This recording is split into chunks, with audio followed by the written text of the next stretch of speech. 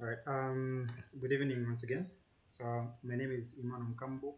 I'm a fourth-year student at the Copperbelt University, pursuing a bachelor's degree in medicine and surgery, and I'm the head of capacity building unit of the Cortex Club. So as Martin has already mentioned, this will be the first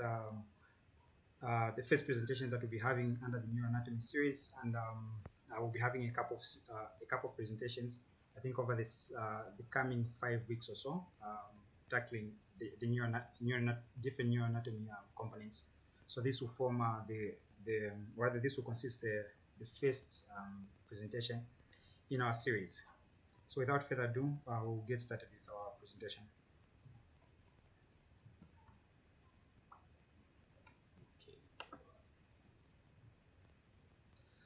So these are the learning objectives of our presentation. So by the end of this presentation, we hope, or rather I hope that the participants will be able to understand the general organization of the nervous system, will be able to understand the importance of learning about the nervous system, will be able to understand the general structure of the brain, as well as identifying the different components of the brain, as well as understanding the clinical relevance of this understanding of neuroanatomy. So the nervous system. So by definition, according to the Merriam-Webster dictionary, the nervous system is a system of the body that invertebrates includes the brain, the spinal cord, nerves, as well as sense organs, and receives, interprets, as well as responds to stimuli from outside, as well as inside the body. So by sense organs, I would like to believe we know what these are. So we're referring to the eyes, the skin, the ears, and other sense organs that are receptors of information that is fed into the brain. So neuroanatomy is a discipline of science that studies the structure of components of the nervous system, as well as associated structures, which in this case will be the associated structures that we'll be talking about are things such as the skull, as well as the meninges and other things that's associated with an integrated functioning of the nervous system. So what are the functions of the nervous system? So the nervous system is a very complex and a very broad system. So as we know, a system is a complex or a confluence of different organs that work together to facilitate a particular function. So the functions of the nervous system are primarily divided into three. So we have sensation, integration, and reaction. So by sensation, we're referring to the system's ability or its inherent ability to sense or monitor changes in the inside as well as outside environments. So these changes in environmental status or environmental state is referred to as a stimulus. So if we have a change in the environment, for example, when you talk about a change in, we can say temperature, or a change in, or rather when we're able to test a particular substance, we're able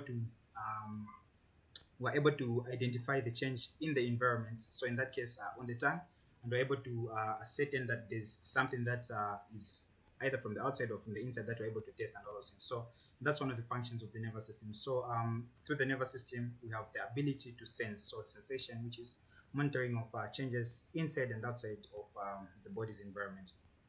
So integration. So these functions are actually sort of aligned in a particular pattern by which we are able to get information from the surroundings as well as within our bodies. We integrate it and then we react or respond to the information that we get. So by integration, this is the primary function of the brain. So the brain is responsible for integrating, interpreting, as well as ensuring that an appropriate response is generated for the particular stimulus that has been detected. So in this case, we can be talking about, for example, the way reflexes are generated. Okay, not reflexes. Say, let's say, for example, when we see light, strong. When we see light, rather, we're able to detect that this is light, and then it goes on into the brain in the visual areas where the information is interpreted, and then an appropriate response is which can be voluntary or involuntary is generated in order for the body to appropriately I don't know if I can say position itself, I can say, yeah, position itself in order to have a sufficient amount of light coming into the eyes, or regulate the amount of light that is coming into the eyes, either voluntarily or involuntarily. And then the reaction that we have is activation of muscles as well as glands. So when you talk about muscles, muscles we can have a voluntary or an involuntary response, or reaction that happens as a result of the sensation or the stimulus that we're able to obtain from the environment. So these are the basic functions of the nervous system. So by the nervous system, we're able to sense the environment, we're able to integrate the information of the stimulus that or the information that has been provided by a particular stimulus, and we're able to respond either through the action of muscles, either smooth muscles or skeletal muscles, as well as the activity of glands, could be secretion of hormones and all such things. So we'll also tackle the general organization of the nervous system. So like we've already mentioned, the nervous system is a complex system that is generally divided into two, as we'll be able to see as we progress through the presentation. So the picture we can see here is almost the entirety of the gross component of the nervous system. You can see the brain there. So yes, we can see the brain, we can see the spinal cord as well as the peripheral nerves, the spinal nerves as well as the cranial nerves that originate from the spinal cord and the brain respectively. So under the nervous system, so this is the general organization of the nervous system. Of the central nervous, it's primarily divided into two components. So we have the central nervous system and the peripheral nervous system. The central nervous system, like I said initially, is divided into two components, the brain and the spinal cord, while the peripheral nervous system is divided into the motor component as well as the sensory component, while the motor component is further divided into the somatic and autonomic nervous system. So this breakdown sort of is sort of different as compared to what other literature says, as this slide shows. So for the nervous system, as you can see, it's divided into the central nervous system and the peripheral nervous system. So the central nervous system is the brain and the spinal cord. Then the peripheral nervous system can be further divided into three components. So we have the autonomic nervous system, which is responsible for controlling involuntary activities such as contraction of smooth muscles, as well as responses of glands and those such things. And we have the somatic nervous system, which is responsible for coordinating and integrating the sensory and motor activities of the body, as well as the visceral nervous system. So the autonomic nervous system is also further divided into three components. So we have the sympathetic nervous system, the parasympathetic nervous system, and the enteric nervous system. Though the enteric nervous system to some extent sort of acts as an independent component of the nervous system, and is not necessarily directly connected to the central nervous system as other components of the peripheral nervous system are. So going back a bit to the previous slide, so we are able to see the different functions of the different components of the nervous system. So for the brain, we can see that it is the major unit of the I think you can say the major unit of the nervous system, both the central nervous system, the combination of the central nervous system and the peripheral nervous system. So it's responsible for receiving and processing sensory information, and initiates responses that are appropriate to the stimulus that has been detected in the surroundings. We also have the spinal cord, which conducts signals from the brain and to and from the brain, as well as conducting information that does not necessarily reach the brain, such as the reflex activities. And then under peripheral nervous system, we have motor neurons, like I said initially. So you have the CNS to muscles and glands. So this is the reaction component under the functions that we discussed. And then we also have sensory neurons. So these are sensory these are innervations or supplies of nerves to to sensory organs. Yeah, of sensory organs to the CNS, rather. So in this case, we're talking about eyes inputting information into the brain or into the central nervous system or the peripheral nervous system. And then we have the autonomic components, the somatic components, like we've already discussed, and the autonomic component being further divided into the sympathetic division and the parasympathetic divisions. So if there are any questions, I'd request that individuals with those questions kindly send them in the chat box, and then we'll be able to answer them at the end of the presentation. So like I said, like I've already explained, the nervous system is primarily divided into two components of the central nervous system and the peripheral nervous system. The central nervous system. So the central nervous system, repeating for the last time, is divided into two components. So for this presentation, we'll majorly focus on the brain because the spinal cord and the spinal cord and structures such as the ventricular system and the vascular system will be tackled in a later presentation. So the brain is an organ of the nervous system that commands task-evoked responses. It senses the environment.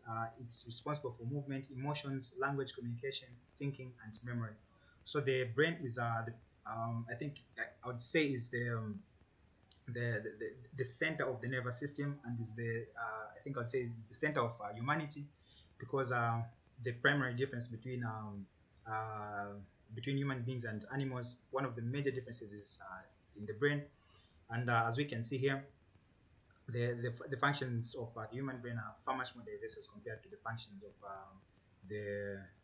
animal brains due to different reasons. And yes, one of them is due to the complexity as well as the number of neurons that the human brain has as compared to the brains of animals, or rather other animals. And then so it's a soft organ with a jello-like consistency. So by this we mean that it's a soft organ such that if it is harvested or extracted from the cranial cavity, and if you hold it for a couple of minutes, you find that there are even indentations that are made on the brain because of the fingers that are holding onto the brain. So it's jelly, not necessarily jelly-like, but jello-like. So it's soft, I'd say. It has an average weight of about 1.4 kgs, and it's 60% fat, while the rest of the mass, or the rest of the weight, is majorly water, protein, carbohydrate, and salt. And it is housed or protected by the skull. So the skull is the bony framework that protects or houses the brain. And then apart from the skull, which is primarily a protective framework for the brain, we also have other protective structures, which include the meninges, the blood-brain barrier, as well as the cerebrospinal fluid. So for cerebrospinal fluid, this will be tackled in a later presentation, and then because our major focus is on the gross component of the central nervous system, the blood-brain barrier will not be discussed here as well. The skull. So the skull, like I said initially, is a bony framework that contains and protects, as well as supports the brain, and primarily supports structures of the head and neck. So it is divided into two components, as we can see from the photos here, or rather the pictures here. It has an upper part which is attached to a lower part. So the upper part is known as the neurocranium, and the lower part, which is the green part in the picture below, is the visceral cranium. So the visceral cranium is the component of the head that forms the face, and it comprises of paired and unpaired bones such as the vomer, the inferior nasal conchae, rather the nasal conchae, if I can say, the maxilla, the mandible, the palatine, the zygomatics, and the lacrimal. So these are the bones that form the facial structures of the face. We also have the neurocranium, which forms which forms the vault in which the brain lies. So it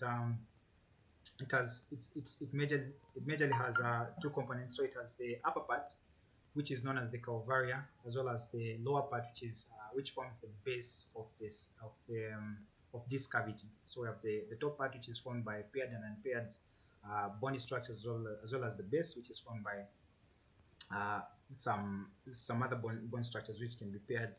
Some are paired and some are unpaired. So yes. So for the neurocranium, the bones that form it include the sphenoid bone, the temporal bone, the temporal bones, the ethmoid bone, the parietal, the occipital, and the frontal bones. So to continue this, with what you're looking at here is the base of the skull. So what we're looking at on the next slide is this part, the inside part of this part. So this is the base of the skull, if we can say, and then that's the calvaria, which is the upper part of the skull. So through the different fissures and openings that are at the base of that are the base of the skull, the brain is able to communicate, or rather the central nervous system is able to communicate with the peripheral nervous system, as well as with the cardiovascular system. So the brain communicates with structures outside the cranium through the various foramina and fissures. So just to differentiate here on foramina and fissures, so foramina are usually round openings, if you can say, and for fissures, I think we'll be able to see them as I explain further. They're more they look more like cracks rather than like rounded wheel-shaped holes.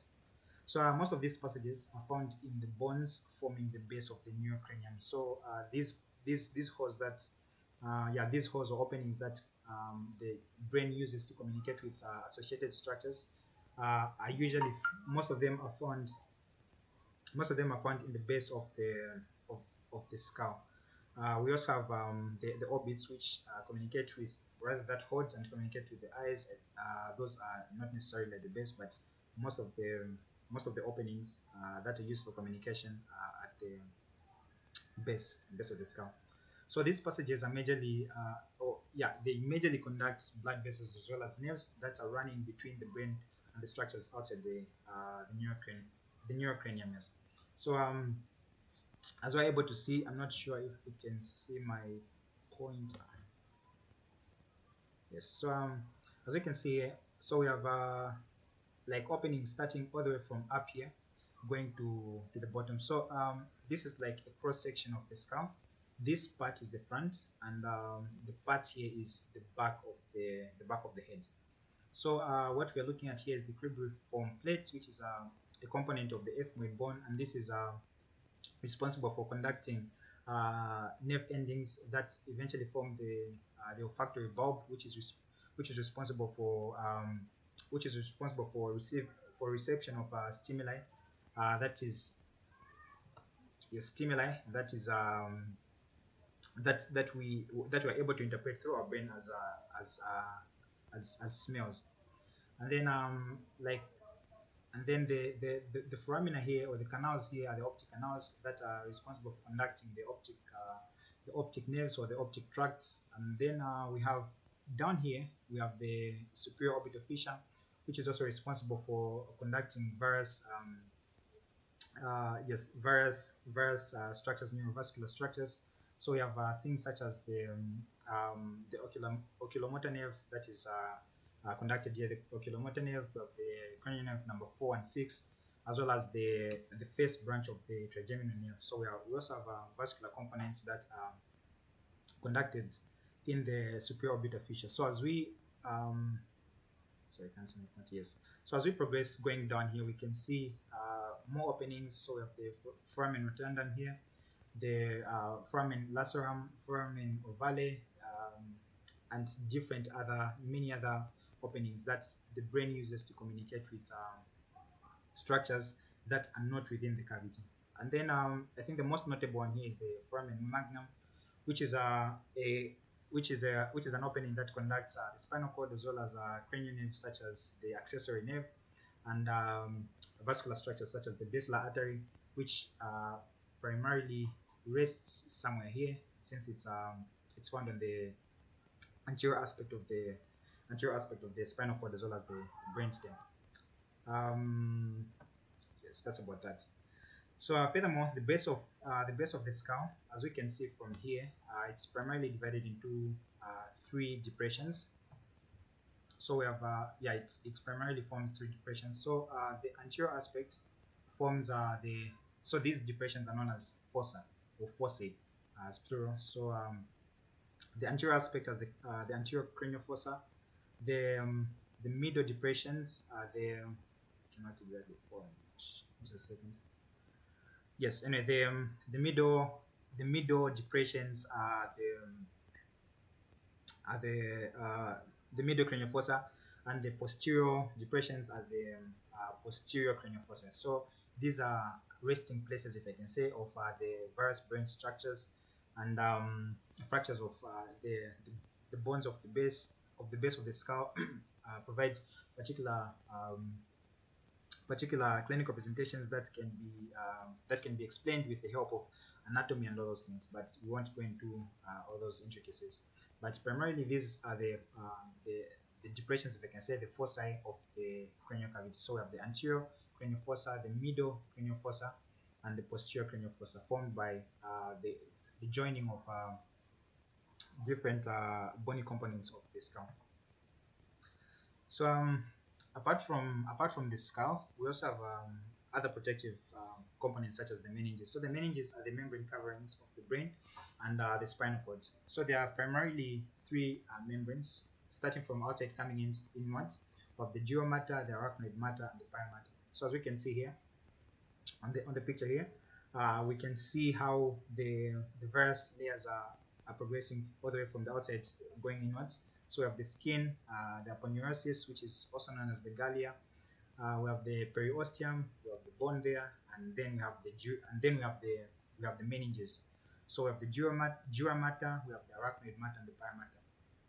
So the arachnoid mater and the pia mater, which are below the dura mater, are collectively known as the leptomeninges, and we'll discuss briefly what these meninges are about. So the dura mater is the outermost layer of the meninges, and this is a very thick and I think I can say tough, a thick and very tough meninge among the three. So it has two layers. So it has an endosteal layer and a meningeal layer. So the endosteal layer is closely in contact with the internal surface of the bones that form the skull. So for example, when you look at this bone here is the frontal bone, and that's the parietal bone. Yeah, this is the frontal bone, the parietal bone. So what we're saying is that, yes, so the dura mater rather has two components. It has two layers, if you can say, that are that are in close communication with a very small potential space in between them. So the endosteal layer is closely attached to the internal surface of the bones that form the skull, and then we have a meningeal layer that is I can say away from the surface of from the internal surface of the bones that form the cranium. So it also the dura mater also has various recesses, if I can say, or various layers or extensions of the sheet, which is the dura mater. So I have the falx cerebri. Falx cerebri is like I think I would say a vertical extension of a vertical sheet of the dura mater, which extends into the depression that's between the two cerebral hemispheres, known as the longitudinal fissure. And then we also have horizontal sheets or horizontal plates, if I can say, of the dura mater. So we have the tentorial cerebelli and tentorial cerebri. So there's also this component at the back here, which is the falx cerebelli. So this is the cerebellum version of the cerebral version. So of this cerebral version. So this is like the cerebral version, and what we have at the back is the cerebellar version, or rather associated with the cerebellum. This is associated with the cerebrum. Yes, so that's basically that. So we have the vertical sheet of the dura mater, which is the falx cerebri and the falx cerebelli, as well as the horizontal plates or horizontal sheets, which is the tentorial cerebri. Yes. So going on to the next layer, which is the arachnoid mater. So the arachnoid mater is the layer that is just beneath the dura mater. So this is a middle meningeal layer that is directly under the dura. It is relatively thin, and it consists of connective tissue. It is vascular, and it is not innervated by any nerves. So underneath it is the subarachnoid space. So I think we know what sub means, or at least what sub entails. So by sub we mean something that's below another object, another item. So in this case, subarachnoid refers to the space that is below the level of the arachnoid matter. So this is the potential space, or not necessarily the potential space, but a space actually which contains fluid that is bordered between the pia matter as well as the arachnoid matter. We also have what are known as arachnoid granulation. So if we go back a bit, what we have here, arachnoid granulation. So arachnoid granulations, basically extensions from the arachnoid matter. Yes, there are extensions from the arachnoid matter that are responsible for absorption of cerebrospinal fluid in order to help for its normal circulation. Because if we do not have a proper functioning of the arachnoid granulation, either if we have a situation where they are dysfunctioning in some way and they're not able to adequately absorb cerebrospinal fluid, we'll be having an accumulation of cerebrospinal fluid, which in children normally leads to bulging, or rather growing in size of heads, which is a condition referred to as hydrocephalus. Yes, so last but not the least, we have the pia mater, which is the third meningeal layer. This is the innermost layer, and it is a vascular membrane with mesothelial cells. So it lies beneath the arachnoid matter, and it is in close contact with the cortical surface. So because of this close contact that it has with the cortical surface, it's investing into the sulci as well as the grooves. The grooves and the ridges of the brain. So what we can see here, the red lines I'm pointing at are the pia mater. So they invest into the depressions and the elevations of the brain because they are in because the pia mater is in close contact with the cortical surface of the brain. So like I said, it follows the course of the brain's ridges and grooves. So there's also what is known as the talar choroidea. So the talar choroidea is a component of the pia mater, which in combination with the ependymal cells forms the choroid plexus. So the choroid plexus is more like the opposite of the arachnoid granulations, because the choroid plexus are responsible for production of cerebrospinal fluid, which is responsible for providing buoyance to the brain, and providing buoyance to the brain, as well as serving as a protective component, especially against shock, that's a physical shock to the brain, which prevents it from hitting the walls of the brain of the skull. We also have other protective structures such as cerebrospinal fluid, which we've already discussed, as well as the lymphatic system and the BBB. So the lymphatic system is just a central nervous system variant of the lymphatic system. So we know we have the lymphatic system, which drains the body, the rest of the body, and then for the central nervous system we have what is known as the lymphatic system. So this is protective in that it is responsible for cleansing or removing of toxins that are in the brain, and therefore serves as a protective mechanism against long-term conditions such as neurodegenerative conditions. Yes, so for the brain, so these are the components of the brain. So the brain is primarily divided into 6 major structures.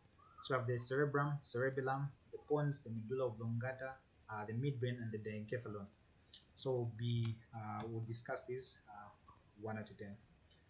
The cerebrum. So the cerebrum is the most anatomically and functionally complex component of the brain. So it is the component of the brain that is responsible for most if not all of our voluntary activities, reasoning, high brain functioning, and coordination, and many other functions such as speaking as well, and reasoning. And so it is divided into, rather it is made up of 2 cerebral hemispheres that are joined in the midline. So if we can see this picture here, we have this cerebral hemisphere and that cerebral hemisphere that are joined together in the midline by a bundle of white fibers that help to relay messages between 2 components of the brain, so that information is sent out and is coordinated at the same time. So as we can see here, the surface of the brain is convoluted with ridges and grooves, also known as gyri and sulci. So the depressions The depressions are known as sulci. So sulci is plural, and then singular is sulcus, and then gyrus is single, and gyri is plural. So the sulci are the depressions that we can see, and the depressions that we can see, and then the gyri are the elevations that we can see. So deep sulci are also known as fissures. So for example, the sulcus that's in the midline, because of its depth, is referred to as the interhemispheric fissure, or the longitudinal fissure. So each hemisphere is divided into lobes of specific functions by sulci and fissures. So this is actually one of the most important anatomical relevances, if I can say, or anatomical importances of the sulci and fissures. It's that they help us to anatomically divide the brain into lobes. They help us to divide the brain into lobes that we associate with a particular function. So one thing that we need to understand is the fact that the brain is so the allocation of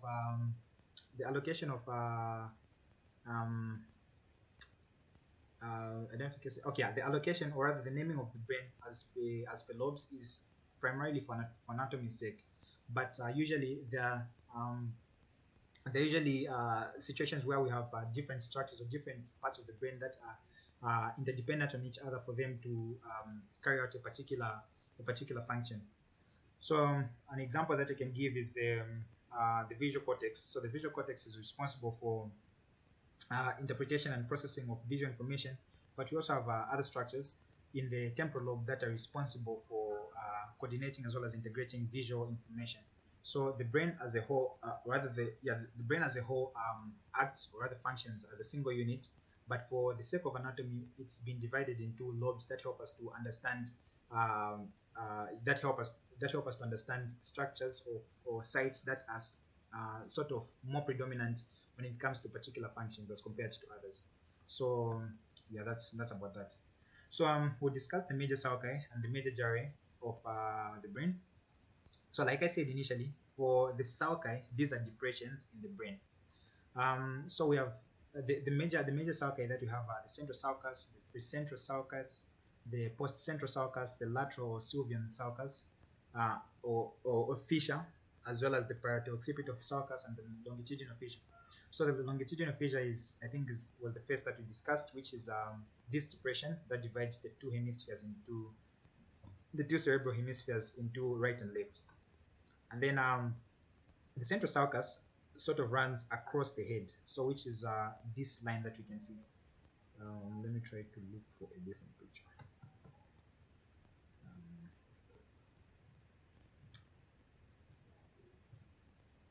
Okay. Yes. So the central sulcus is this line right here, which you can see on top, which divides, which serves as the posterior border of the frontal lobe. So at this point, the frontal lobe ends and the parietal lobe posteriorly begins. So that's the central sulcus, and the precentral sulcus is I do not have a picture to show that, but the precentral sulcus is the sulcus that is immediately in front of the central sulcus, and the postcentral sulcus is the sulcus, or the depression, that is immediately posterior to the central sulcus in that case. And then the lateral sulcus, which is this sulcus that has been opened here, is the lateral sulcus, also known as the sylvian fissure. We also have the parieto-occipital fissure, which is the fissure right there, or rather the parieto-occipital sulcus, which is the sulcus of the depression that is behind there, and the longitudinal fissure, which I've already discussed. So one thing that is important for us to understand is the fact that the demarcation between the temporal lobe and the occipital lobe, as well as the parietal lobe, is sort of not adequately, anatomically definite, in that the lateral fissure, or the sylvian fissure, which is this fissure that comes out like that, extends only up to a certain point. So because of this, this part is not anatomically differentiated. So just a second, let me take you back to a picture that may make it easy for me to explain. Yes. So when you look at this picture, what we have here, this depression here, is known as this is the lateral sulcus, or the lateral fissure, or the Sylvian fissure. And this fissure here is the central sulcus. This depression here is the central sulcus. So what we have here is the central sulcus, and the depression behind it is the post-central sulcus, and the depression that is in front of it is the pre-central sulcus. So what we, like the lobe that we have here, when we connect the Sylvian sulcus and the central sulcus, the lobe that we have in front here is the frontal lobe. But then when we go behind like this, the Sylvian fissure does, the Sylvian fissure, the lateral fissure, does not necessarily extend to a particular point that helps us to adequately or anatomically differentiate the temporal, where the temporal lobe starts, where the occipital lobe starts, and where the parietal lobe starts. This is where imaginary lines are drawn. So what we have here is what is known as the pre-occipital notch. This depression here is known as the pre-occipital notch. So a line is drawn from this point all the way to that point, to this depression here. So you draw an imaginary line that connects these 2 points, and that will form the boundary for the occipital lobe. But yeah, that forms the boundary of the occipital lobe. So from here going up to there, this forms the boundary of the occipital lobe. The whole structure behind is the occipital lobe. And from the lateral Sylvian fissure, we exceed a perpendicular line all the way from here to this point that separates the occipital lobe from these structures that are anteriorly, and this would then divide the temporal lobe from the parietal lobe. So what we have is an imaginary line that joins this point, the pre-occipital notch, all the way with that point, as well as another imaginary line that joins this point with that point. And as a result, we have the occipital lobe behind, we have the temporal lobe here, and the parietal lobe there. So the division of the parietal lobe, the separation of the parietal lobe, the temporal lobe, and the occipital lobe are more imaginary than they are visibly anatomical.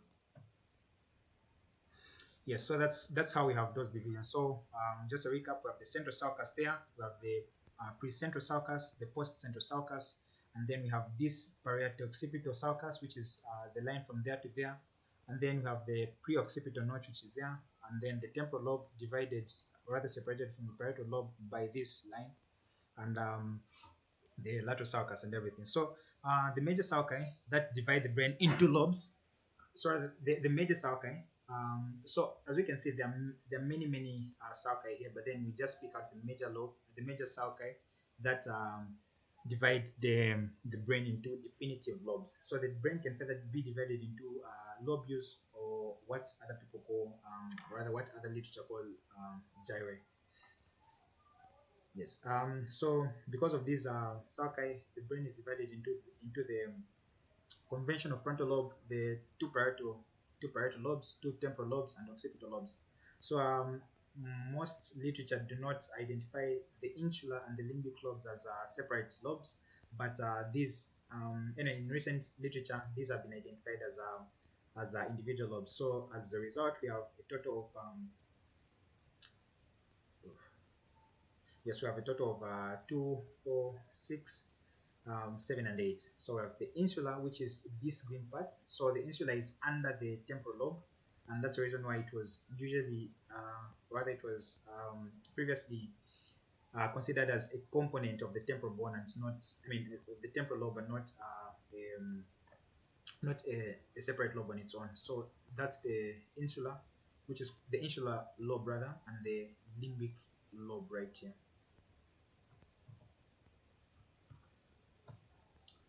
Yes, so from the major sulci, we go to the major gyri. So like we said, the sulci are the depressions, and the gyri are the ridges, so they're the elevations. So as we can see here, we said this here is the central sulcus. So what we have in front, the gyri that we have in front, is the pre-central gyrus. Behind it is the post-central gyrus, and so that simply means this line here is the post-central sulcus, and that's the pre-central sulcus. So this is the precentral gyrus, this is the postcentral gyrus. We have the frontal lobe is also divided into the superior, inferior, and middle frontal lobes, so it's frontal gyri. Same with the temporal lobe, same with the occipital lobe, although the occipital lobe is divided just into the superior and the inferior occipital lobes, or rather gyri. We also have the angular, which is there, the supramarginal, and different other lobes or different other gyri. So as we can see here, so for the frontal lobe, we have the central gyrus, the inferior, and all. So this is just giving a specific of where the gyri are located, which lobe they are located in. So like we've already discussed, the cerebrum is divided into particular lobes. So as you can see here, we have the frontal lobe, we have the temporal lobe, there we have the parietal lobe, we have the occipital lobe, and then we have the insular lobe and the limbic lobe right there. So these are the functions of the frontal, the functions of the different lobes. So the frontal lobe, so this is responsible for controlling voluntary movement. It is involved in attention, short-term memory, tasks, motivation, planning, and speech. While the temporal lobe is responsible for decoding sensory input, visual and auditory. So it is responsible for processing visual and auditory input and is responsible for processing long-term memory. So I've said the frontal lobe is responsible for processing short-term memory, while the temporal lobe is primarily responsible for the function of processing long-term memory. The parietal lobe is also important in integrating proprioceptive and mechanoreceptive stimuli because of this band here, or this gyrus here, is known as the somatosensory cortex, which is responsible for perception of sensory perception, if I can say. And then it is also involved in language processing because of particular language centers. So in the frontal lobe we have some language areas as well as in the parietal lobe. So in the frontal lobe we have the Broca's area, we have the Wernicke's area in the parietal lobe. The occipital lobe is a center for visual processing. The insula here is responsible for processing and integration of taste, sensation, visceral pain, sensation in the vestibular functions. And then the limbic lobe, which I think we are familiar with because of the word limbic, so it's responsible for modulation of emotions, modulation of visceral and autonomic functions, as well as learning and memory. So from the cerebrum, we'll discuss the cerebellum. So the cerebellum is more like a variant of the cerebrum. So, but then it's just like a smaller version of the cerebrum. So this is also known as little brain, because cerebellum in Latin literally means little brain. So it is located between the occipital lobe. So if we remember properly, the occipital lobe is this lobe that forms the inferior-most and the posterior-most component of the brain, as well as the first cervical vertebra. It lies posterior to the medulla oblongata and the pons. So the pons is right here, and the medulla oblongata, basically it lies behind the brainstem, and it is connected to the brainstem by what are known as cerebellar peduncles. So cerebellar peduncles are basically just structures that connect the cerebellum to the brainstem, and it is covered by the tentorial cerebelli. So if you remember back previously when we were discussing the dura, we talked about the tentorium cerebri, and then there's also a variant which is known as the tentorium cerebelli. So this is a sheet or a component of the dura mater that is associated with the cerebellum. So in adults, the cerebellum is about a tenth of the weight of the cerebrum, while in infants the ratio is about 1 to 20, where 1 is the cerebrum and 20 is the cerebellum. So the cerebellum is also divided into lobes, just like the cerebrum is. So it is primarily divided into 3 lobes by 2 major fissures or 2 major sulci. So we have the primary fissure here, which divides this lobe from that lobe, and we also have another fissure that divides this lobe from that lobe. So the yellow lobe is the anterior lobe, the green lobe is the posterior lobe, and the blue lobe is the flocculonodular lobe. So like I said, there are two major features that divide the cerebellum into three lobes. So we have the primary fissure, which is between the anterior and the posterior lobes, and then the posterolateral fissure, which is right here, divides or separates the posterior lobe from the flocculonodular lobe.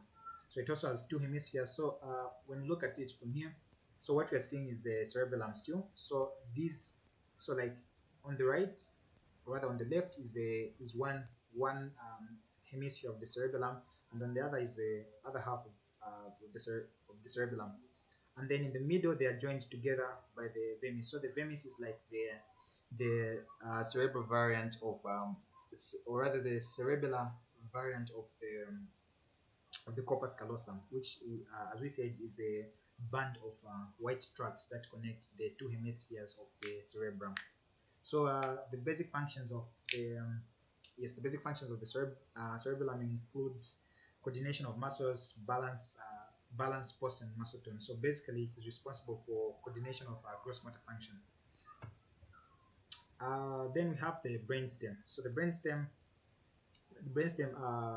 according to new literature, is a collective term that refers to the pons, the midbrain, the diencephalon, as well as the medulla oblongata. Yeah, so pons, medulla oblongata, the diencephalon, and midbrain. So it is the distalmost part of the brain that is in communication with the cerebellum and acts as a connection between the cerebrum and the spinal cord, with the diencephalon being the most proximal part of the brainstem, and the medulla oblongata being the most distal component of the brainstem.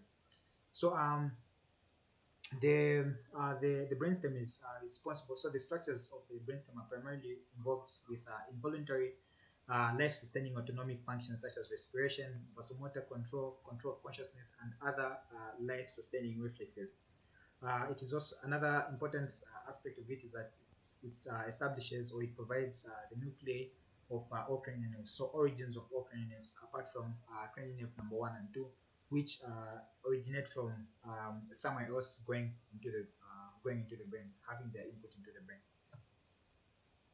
So yeah, this is just further anatomy of the brainstem. So we can see the top part here. We have the encephalon, which comprises of the thalamus and the hypothalamus. So the thalamus is there and the hypothalamus there. So the thalamus primarily serves as the sensory coordinating center. So it is the primary it is the center of I don't know if you can say integrating sensory information, that is, or rather not just sensory information, but information that goes to and from the brain.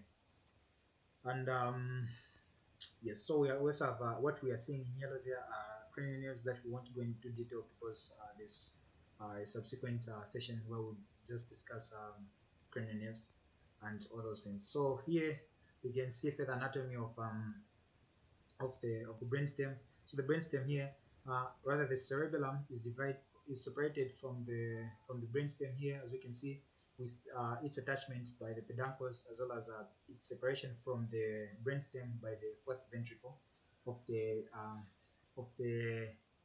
ventricular system. So what you're seeing is the basal area, the pyramids, and yeah, the medulla oblongata there, and yeah, just different associated structures. So why neuroanatomy? So I think this is an important why is almost an always important question for any individual to ask themselves, especially when they want to find the purpose of to find or extract the value of why a particular activity is done, or why an individual is engaged in a particular activity. So why neuroanatomy? The significance of understanding neuroanatomy is diverse. And yeah, it's diverse. So one of the some of the hypotheses of understanding neuroanatomy or learning neuroanatomy is that it helps us to correlate structural changes with disease processes. So for example, when you talk about things such as neurodegenerative diseases, when you talk about dementias, Alzheimer's disease, so these conditions are associated with shrinkage of the brain over time. So if we know from imaging the normal structure, the normal size of the brain, and various structures of the brain, such as the ventricles and all those things. If we see any changes that is outside the ranges of normal, we'll be able to tell that this is not in line with normalcy, and as a result, we'll be prompted to um, investigate and establish diagnosis of conditions. So that's one of the important facets of learning neuroanatomy. Another thing is that it helps us to explain clinical presentations, and it helps us to establish correct diagnosis pronouncements. So, for example, when you let's see, yes, for example, when we an individual presents with things such as, or rather presents with signs and symptoms of cranial nerve number 3 compression, we'll be able to tell that most likely this is a late stage or a late state of maybe increased intracranial pressure, and because of the increased intracranial pressure, this compression of the oculomotor nerve. So we have different things that we can discuss, ptosis, anhidrosis, and all those things that help us to understand that because of a defect in the anatomical structures or anatomical components of the nervous system, we are seeing particular presentations. So it helps us to explain clinical presentations and help us to establish correct diagnosis. And another thing is that it provides knowledge of anatomical landmarks for surgical procedures. So because of neuroanatomy, we don't just go into the brain and just cut anywhere because we have to cut. Because we know that unlike with some structures in the body, the brain cannot heal itself. So we know that the brain is very delicate, and because of thanks to neuroanatomy, we're able to know where to place, rather where to make cuts, make incisions, and all those things. And then last but not the least, the reason why we learn neuroanatomy, why it's important to learn neuroanatomy, is that it's fun. There are so many things that that challenge you to think, so many things that just understanding like how the human brain works and how behavior comes about and all those things is I don't know, I've personally found it fascinating. So I think learning about neuroanatomy is fun, and that's one of the reasons why we should learn neuroanatomy. Yes. So clinical correlates. So in addition to knowing the importance of neuroanatomy, so this is one of the examples of the importances of learning neuroanatomy. So what we have here is what is known as the Kocher's point. So this here is a hole or an incision, if I can say, that has been made into a point known as the Kocher's hole. So the Kocher's point, not Kocher's hole, sorry, the Kocher's point. So the Kocher's point is a point that is okay. So like this is a landmark that is used for different procedures, such as inserting a catheter for draining cerebrospinal fluid in children with hydrocephalus, or when you are undertaking a procedure known as endoscopic third ventriculostomy, where you put in like some instruments. It's a minimally invasive procedure where you put in instruments through this same hole, and then you're able to make a perforation where there's like a closure in the ventricular system to allow for a continued flow of cerebrospinal fluid. So this helps us to access the brain and undertake surgical procedures without undertaking complex things such as craniotomy, which to some extent may predispose the individual to contracting particular infections of the brain and those things. So the Kocher's point, just to be specific, is a point that is let me try to find a picture.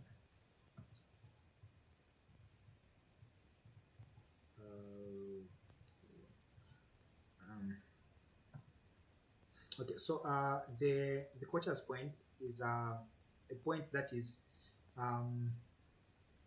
so like from the central sulcus, in the midline, from the central sulcus, where the coronal suture. So like let's imagine this is the skull. So like when you look at the superior aspect of the skull, there's what is known as the coronal suture. So the coronal suture is like a line that goes like that. So where the coronal suture is, so like just in the midline there, you measure 3 centimeters going to your right or to your left. So 3 centimeters going to your right or your left, and then you measure a a centimeter up. So that's the Kocher's point. So that's the point you use for inserting your instruments for minimally invasive procedures in order to insert your catheter for drainage of fluid and all those things. So just to repeat, I said so. Okay, going back to the picture so that we see where the coronal suture is. So yes, this here is known as the coronal suture. Yes, this is the coronal suture. So what we have here is this point here where where the two sutures meet. So you measure 3 centimeters to your right or to your left, and then 1 centimeter gives you the Kocher's point.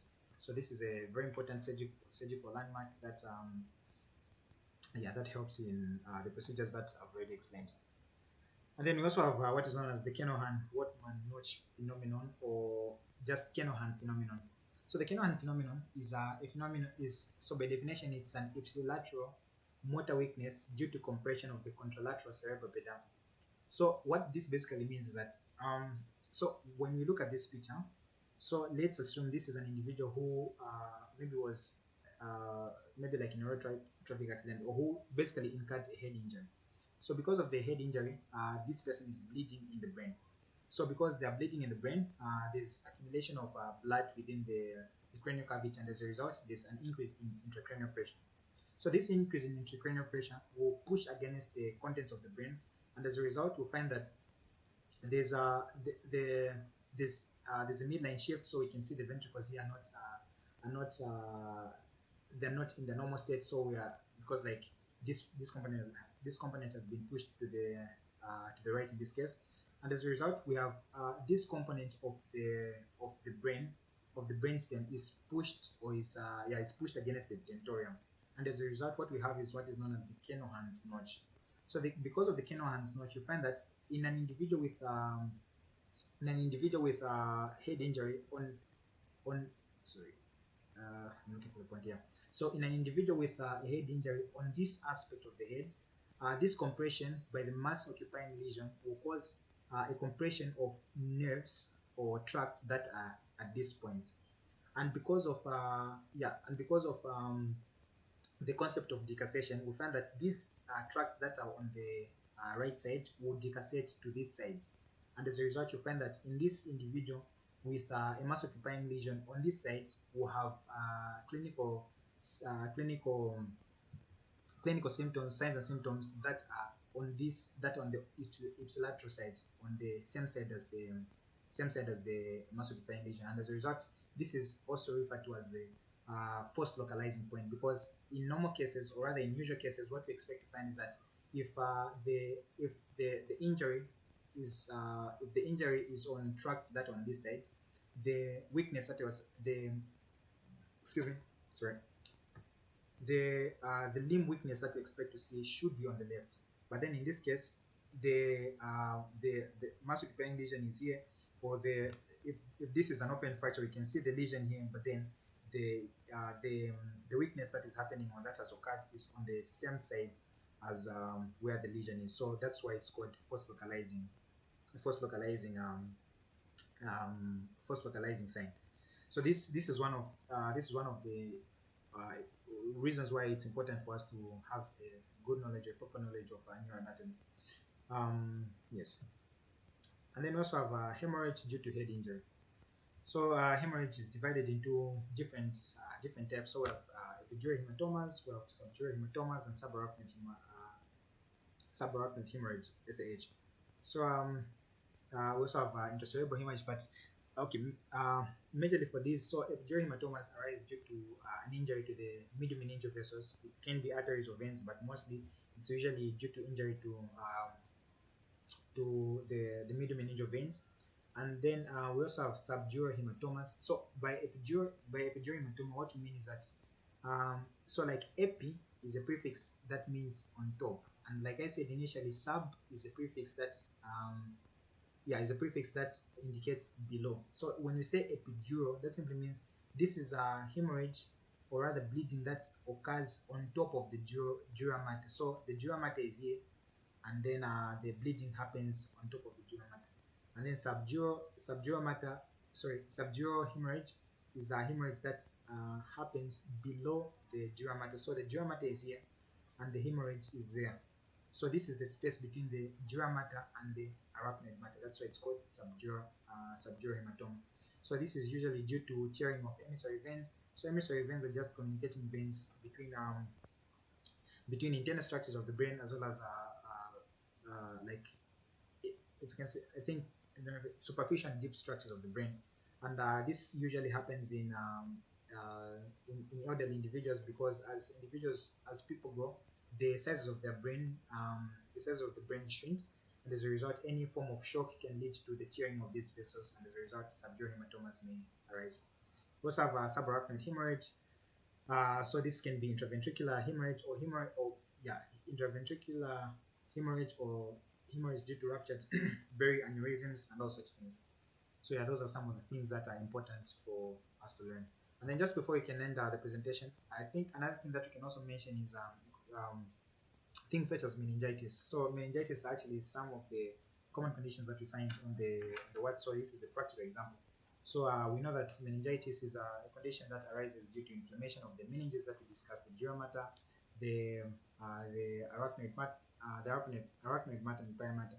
So because of this inflammation, you find that individuals present with particular signs and symptoms that will help you to make a diagnosis of that, together with alongside findings from tests or laboratory investigations for cerebrospinal fluid, as well as imaging investigations. So another clinical correlate, as I'm saying, is meningitis, which is something, I think, something common that I think clinical students, as well as our seniors, such as Dr. Kambole here, would attest to. So this actually marks the end of my presentation. Thank you very much. If there are any questions, kindly bring them forward, and then we'll be able to answer them together.